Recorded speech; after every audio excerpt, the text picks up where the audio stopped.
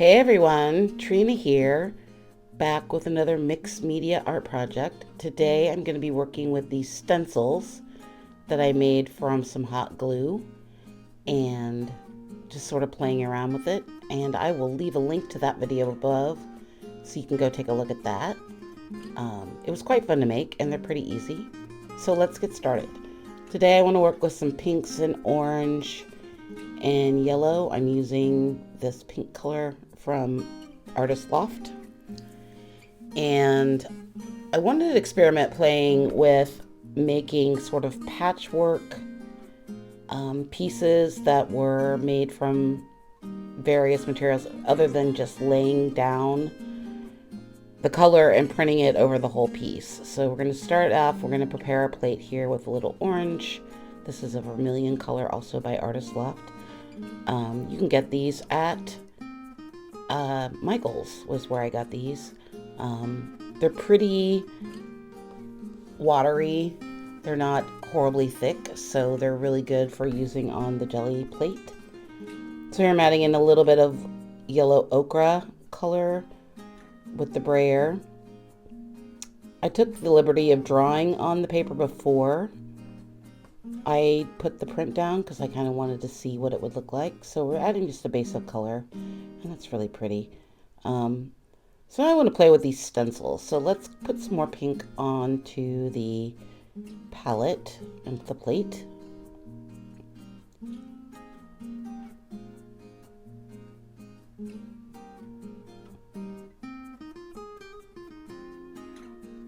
And I want to see how these are going to turn out if I just press them on the plate and then try to print over them.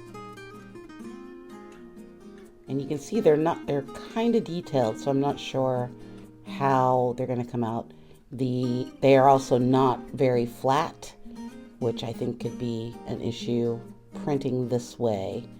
And as you can see, they're going to be pretty fat marks, which is okay.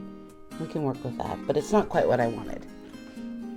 So that was with them just being on the plate. Now let's take these off, and you can see that they've left the squiggly marks that I made before. So let's print again over that piece. And you see this time it's very faint, but you can see that it made the marks. So I think I just want to press them in rather than print over them. Press the paper over them. So we'll just use them to make marks right now. I did see a woman who made the same glue stencils, and she took an iron to the back of them to flatten them out. So I might try that with a few. You know, just trying new things. So here I've added in the pink and the ochre to try to make this sort of beigey color.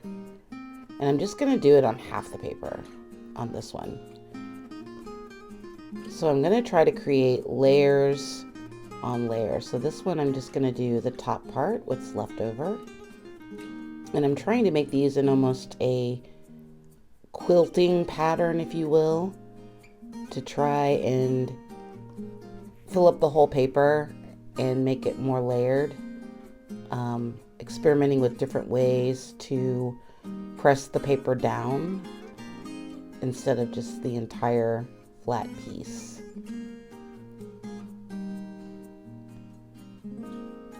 So I had this tube of metallic white, which I don't even know what I used that for, but I thought it might be kind of fun to add in a bit of metallic, and we'll see how metallic it is.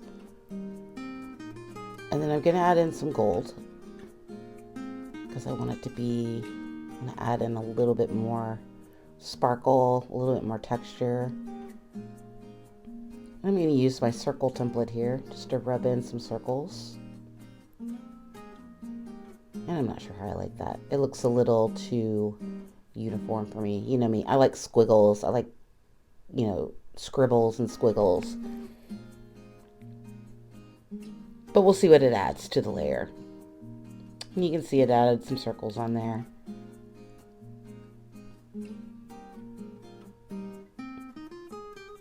So we're going to add more of this pink color in. in more of the ochre. I really like this ochre with the pink. It's an ugly color combination, but for some reason I think it works. It's very reminiscent of a sort of a, oh god, I can't think of the artist's name. Not David Hockney. What's his name? Anyway, drawing lines in to the piece to get some more white back in to it. Fresh sheet of paper. And I'm going to limit this to probably about 4 sheets of paper. Willem de Kooning, that's what I was thinking of. It's a very de Kooning palette. He liked to use those pinks and ochres together. Adding in some gold. Oh wait, that's bronze. Some bronze color without cleaning my brush or my brayer. Creating this kind of cool color with the ochre and the pink and the bronze. Makes a really interesting color. And here I'm just gonna lay down one of these glue pieces and just brayer it into the surface to see what we get. And I'm only going to use this on one little side of the paper.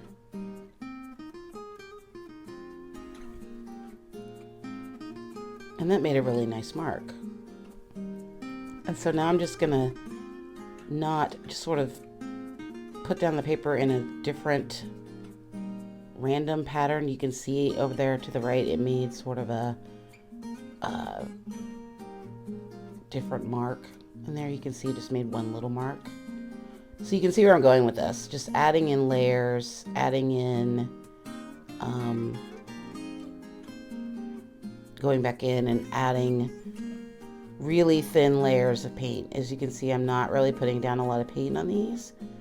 I don't want them to be too thick, and I want them to be a little bit more transparent, which is why I'm using a bit more of the gold and the bronze, because they are very transparent pieces. And this one, you can see I'm just going to run my hand along in a random shape and sort of give it a more organic feel.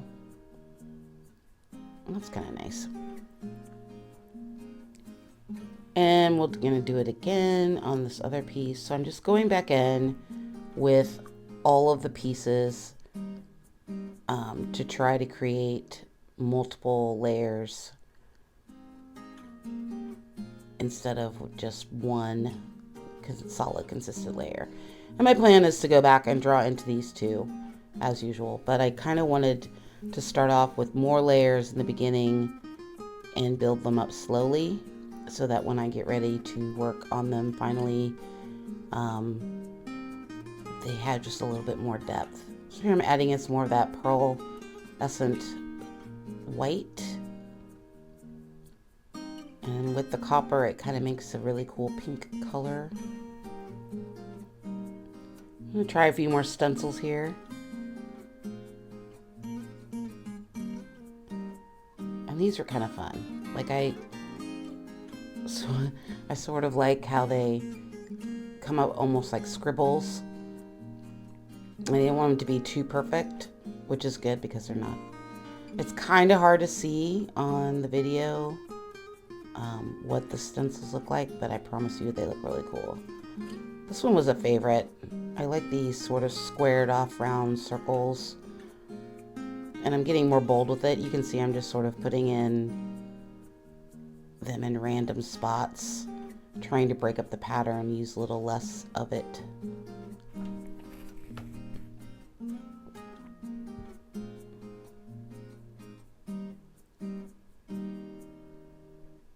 These little circles with the scribbly edges were kind of fun. And now I'm just dabbing them on. Like I'm going full on. Just dab. So I'm almost using them as a mark making tool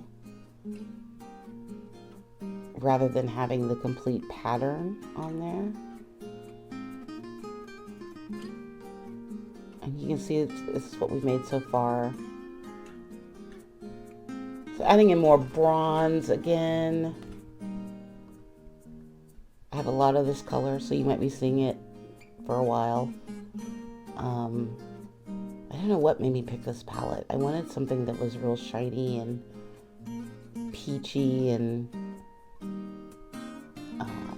just different. So here I've added in some burnt sienna, which is going to give us this bronzy brown pinky color, which I thought might be a nice transition into some more darker colors. I probably should have done the darker colors first and printed over them with the light, but maybe we'll do that next time.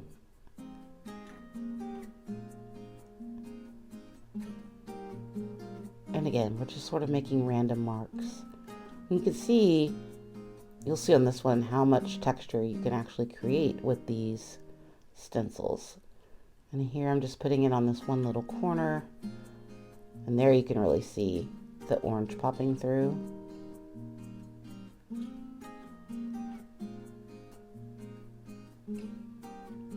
And I like that effect. I like that copper with the brown. That's definitely going to be a favorite going forward.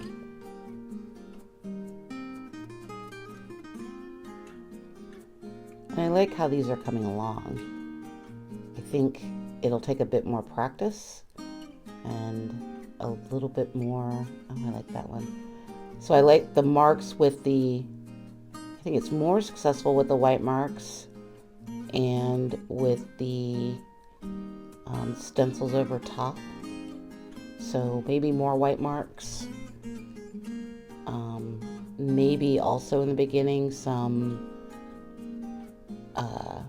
we can take some pieces and block out some of the white paper. That might be kind of a fun experiment to do. Here I'm adding in brown and pink, which I know is another odd color combination, but I've always liked brown and pink together.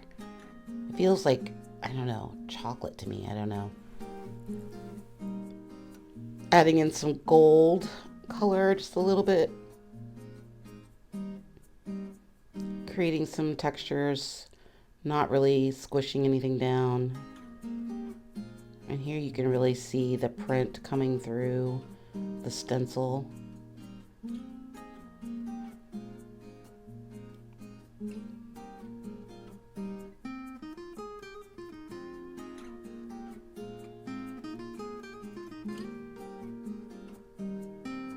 I'm just going to add in sort of this random, I really like that one. And then adding in some more of this brown color on this one.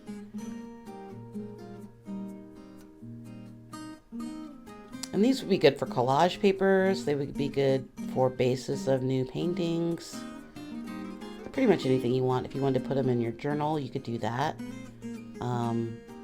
Cut them up into shapes and reapply them with some matte medium. All these things are possible. So it's been a really fun, I'm loving this Gelli plate. Here I added in some blue, which I did not want. I did not intend to add that blue. I don't even know why that blue is out.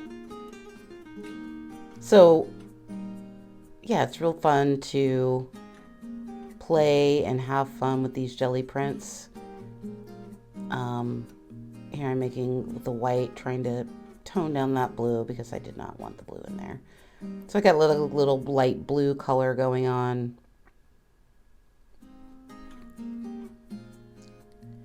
We're going to add in some more stencils. And if you guys want me to do any other experiments, please feel free to leave a comment below and I will do my best to accommodate you. I'm always up for new ideas, trying new things.